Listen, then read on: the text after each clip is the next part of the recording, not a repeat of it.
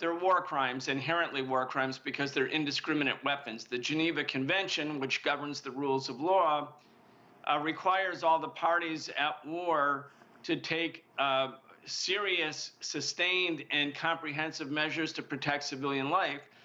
As you said in the beginning, cluster bombs, when dropped, they explode above the surface of the earth, and then they spread out like two football fields long and wide. They were heavily used in Laos. They're still exploding in Laos. 50 years later, kids are getting their legs blown off because the U.S. illegally used cluster bombs against the people of Laos. Again, these are criminal weapons. They should be prohibited, and frequently are prohibited. Let's look at what's really happened here. President Obama said, "Don't send Javelin missiles." That was back during the Obama administration. And then President Trump was impeached for slowing down the sending of Javelin missiles. Then when the war started, Joe Biden said, no M1 Abrams tanks. Then there were M1 Abrams tanks. There weren't going to be F-16 fighter jets.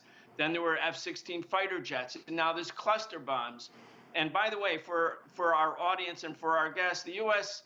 is not technically a Congress, according to the U.S. Constitution. If we are live by the rule of law, the U.S. Constitution says that only Congress can declare war. Now, U.S. government, since the War II, has violated that routinely, but that doesn't mean that the U.S. government, the president, has the latitude to break law and break international law simply because of going to war without a declaration of war from Congress. This is a dangerous escalation. When you look at the track record of one escalation after another, we said we're not going to do it, then we do it. We're not going to do it, and then we do it.